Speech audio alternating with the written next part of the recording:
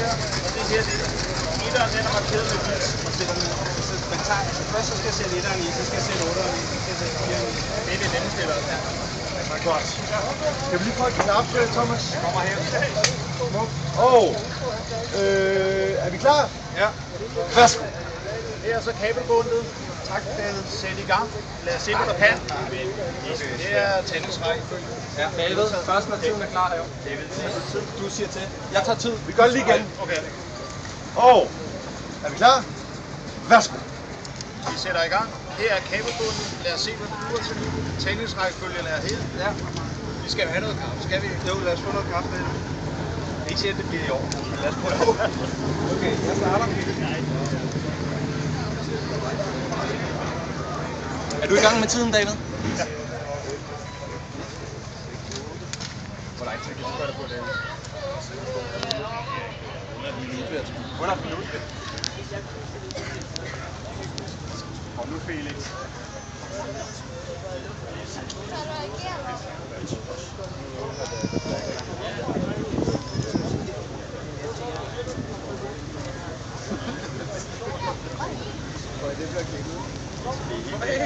Er det? Jeg tror bare, jeg sagde. Jeg tror, det er stadig fint. Hvad er det slået? Ja, jeg tror også, at det er kaffe. Det er nok til, at man skal spille til.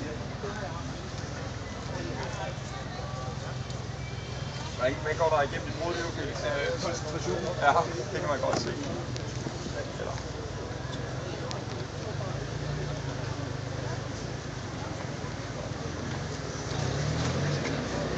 Halvandet minut, Felix.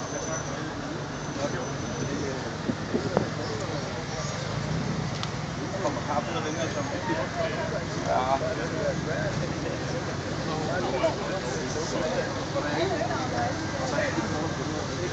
Hvor mange har du i?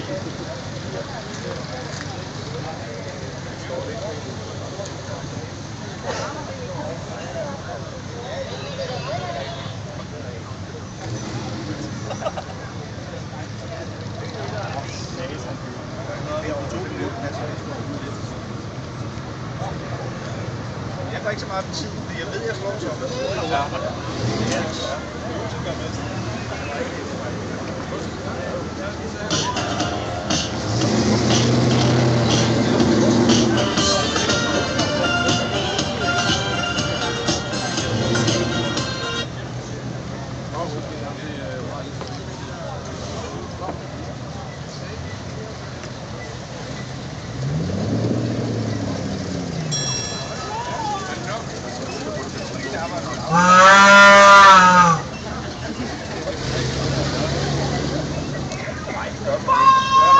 Heller ikke på en kaffebar. Heller ikke på kaffebar.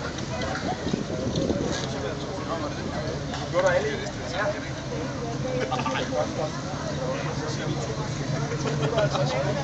Jeg ser du til. Lav noget kaffe! Skal op, ja.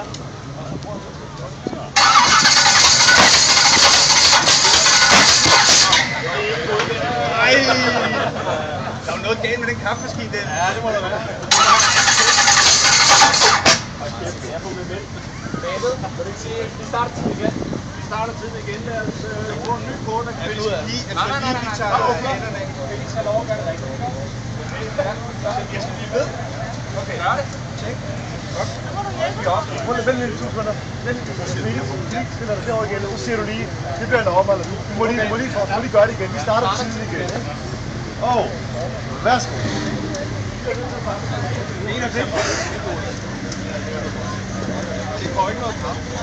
Jeg tjekker lige, Du kan se meget gyld, der er i knappefæksen her. Ja, jeg kan godt se det. 1. Ja.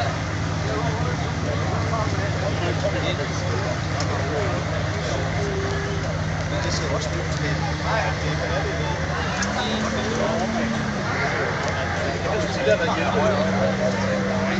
Nej. Jo, det er sgu da stadig. Det gør du ikke, når du går ind på barrasser og bestiller kaffe. Så skal du heller ikke hjælpe. Hvad er klokken? Godt hjælpe en lille smule. Du skal gøre det i tændingsrækkefølge. Det vil sige, at du sætter 1'eren på først. Næste er 8. Det kunne da godt have sagt. Etteren er god nok. Jeg vil bare lige tage med sig. Etteren er god nok.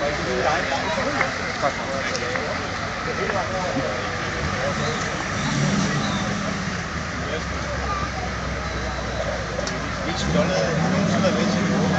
Hvor er det for konkurrencen? Så bliver vi smidt ud. Samsung. Etteren er god nok.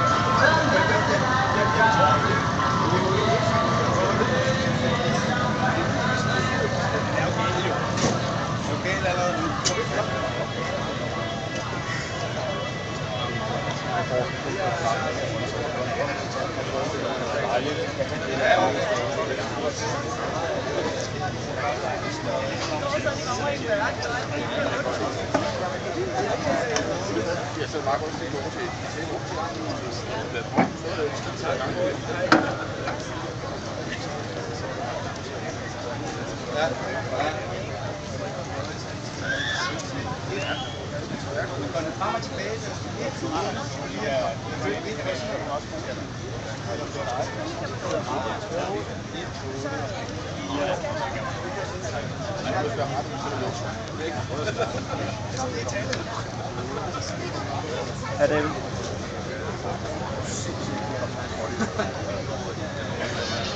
jeg tror, det var flot forkert.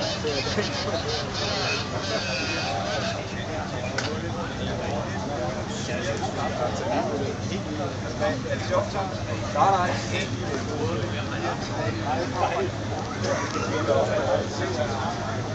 Sådan. Jeg er til at komme ind med de der 2 kammer igen. Fortæller mig om det.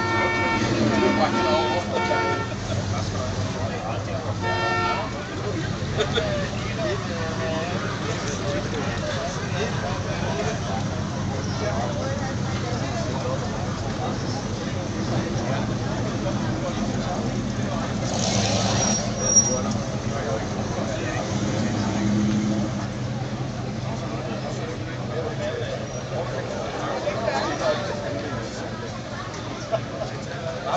Var det godt? Ja, vi har haft 6 10 minutter med. Ja, det kommer til at blive længere. Jeg er ikke på 20. Nej, det kan man godt se.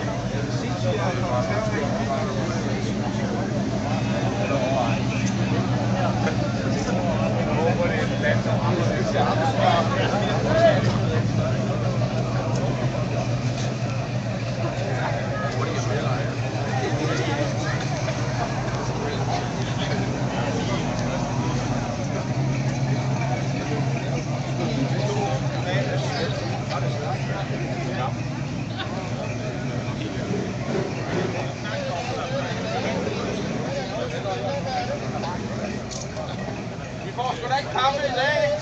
Nej, det er ikke sige, begynder at råbe af dig.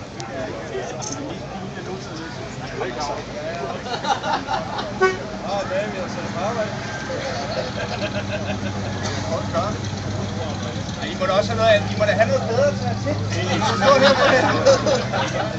Det er flere ben. 1, 2, 3, 4, 5, 6.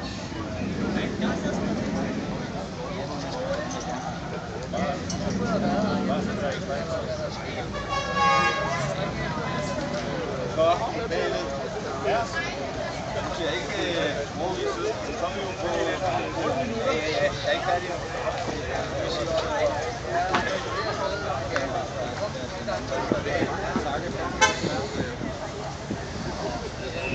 Hvis ikke færdig nu, så giver jeg op. Op. Klar.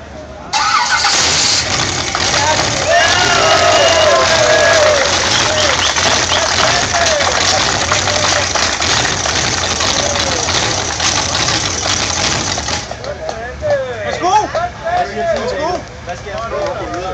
7,5 minutter. Jeg får dig 7,5 minutter.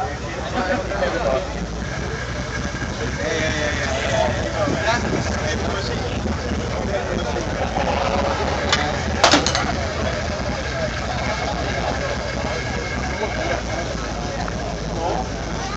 Jeg blander den lige lidt, så du kan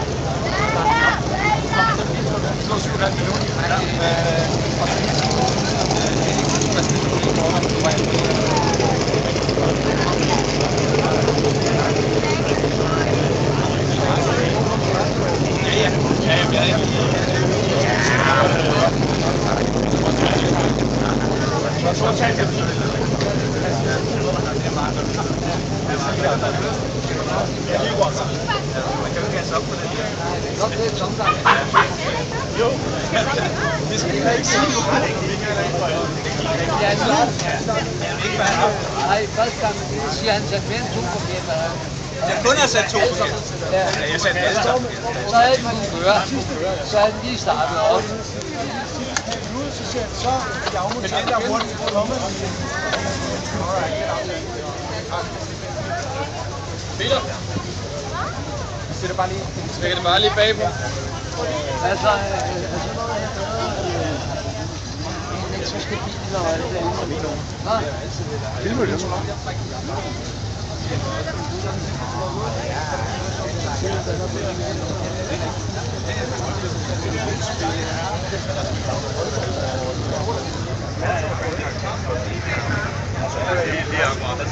Har du regnet ud, Tom? Men jeg synes faktisk, det er lidt håndfærdigt, at jeg skulle starte, når det er dig, der skal være en mand, og ikke mig. Det er godt. Men det er jo endnu mere pinligt nu, når jeg slet ikke. Okay, drenge. Kommer I over? Okay. Gør det, Ebbe. Og klap. Og værsgo. Jeg synes, det var lige akkurat. Jeg var ikke særlig. Men okay, det går ind. Men lad os se, om det ikke kan gøres noget. Jeg er klar. Du er klar. Du får bundet, og lad os se, hvad du bruger til. Okay. Start tiden. Så du starte? Ja, det. Ja. Start med 1'eren så. Eller var det 3'eren? Det er faktisk lidt tidligere. Sådan. Nu er jeg allerede i gang. Ja. Ikke noget problem. Lige bortset fra, at jeg har trykt på det måske. Så stopklar til at gå. Ja, han har jo lært, at det er lige meget ting. Jeg lærer mere meget mere faktisk. Måske der til dig min. Så sidder der ikke. Så går der vand ud af katten. Til at katten holder i den.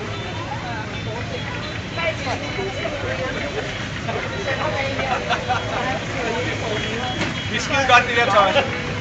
Jo, det er. Det er rigtigt. Det er rigtigt, det du gør. Det er rigtigt godt. Jo, det er. Jo, det er rigtigt. Den er galt. Den ører her. Den er galt her. Den ører her. Husk nu, lige herovre, og de ulige derovre.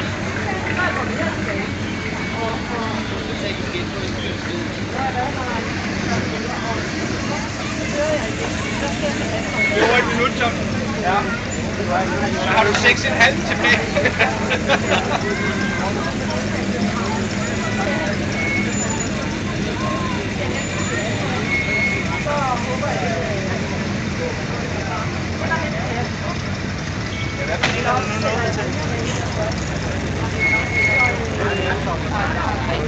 Det er rigtig ud.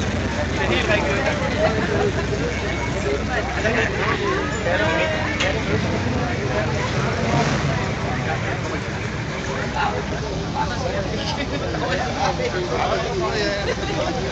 Det er interview. Jo. 2 minutter, Thomas. Ja.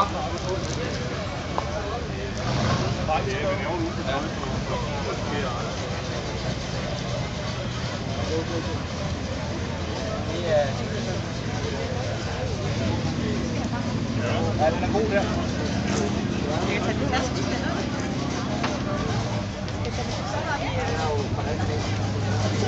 Det kan sgu ikke nå. Det er en god indikation af, at den ikke skal sidde der samtidig. Det var det, jeg har lært af det.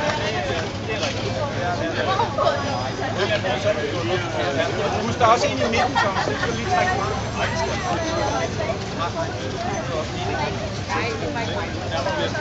3 minutter, Thomas.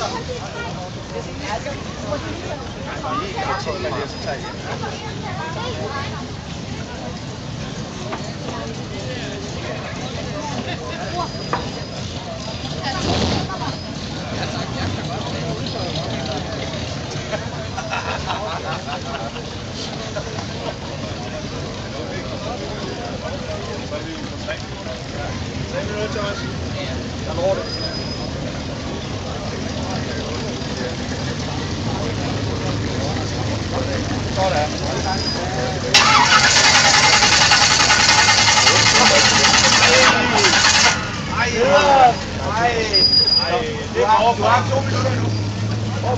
Er det forfra? Ja. Kan du have lidt mere hjælp? Nej, jo, det vil jeg gerne. Ja.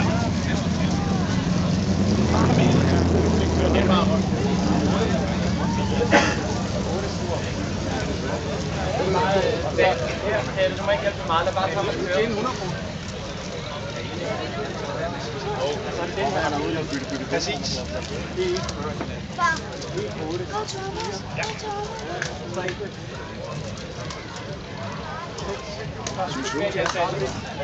Du startede du Ja, det må ikke hjælpe for meget.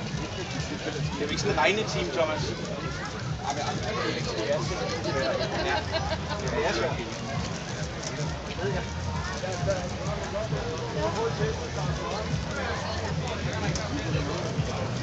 Lige over 4 minutter. Ja. Det gør jeg bare nu. Ja, det er en dårlig idé. Ej, nu tror jeg på det. Okay, så.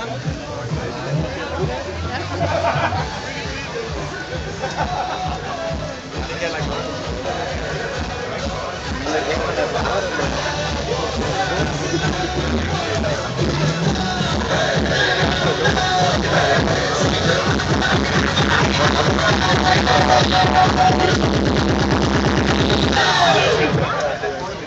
Oppa Gangnam Style.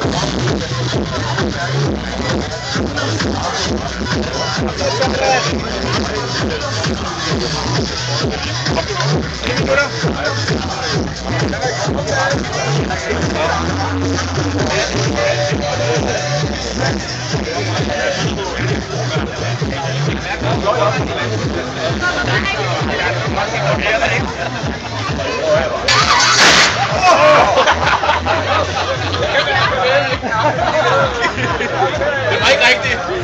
Og så en fyrsøv.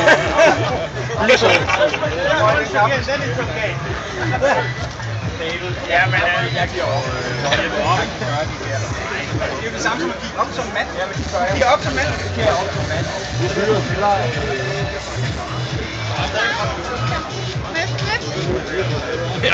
Så du vil ikke give op som mand. Nej, jeg går ud over os alle sammen.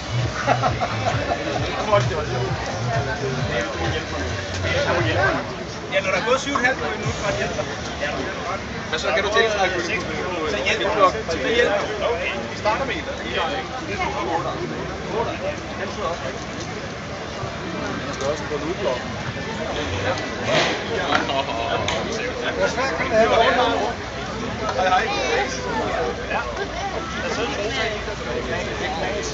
Ja, kun 2. Det er helt så det er ikke noget vildt. Ikke fordi jeg køber på. Så er det meget lettere jo. Ja. Nej, men det var værd til samtidig, så havde vi jo sagt, og så snakkede om det, og så kører jeg om, så tænker jeg, så er vi til det. Det er sjovt, bare sådan, så vi har og så er 2 meter fra, så kan jeg ikke se det der lige. Hvad siger tiden? Ja, nu nærmer vi os. Jeg er 30 sekunder tilbage, Thomas. Og så da jeg var tæt på, det var først, da jeg kiggede frem og skulle til at styre, og så er det jo styret.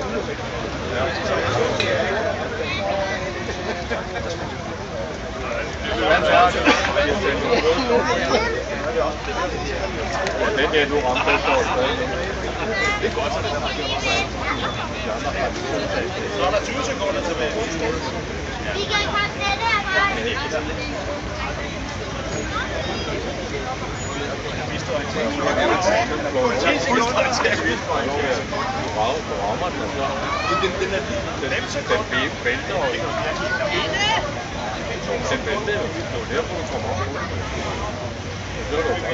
Jeg får lige dækket.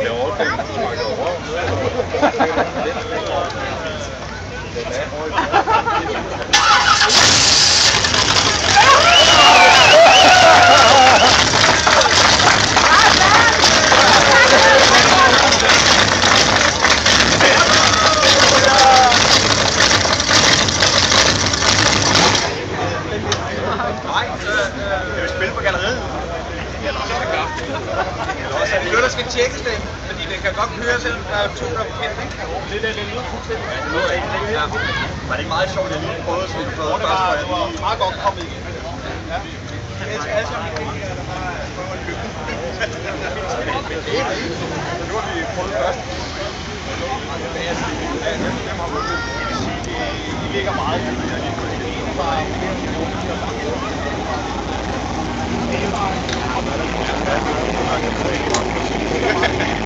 Nej, det er nødt til at vælge en vinder. Vi er nødt til at vælge en vinder.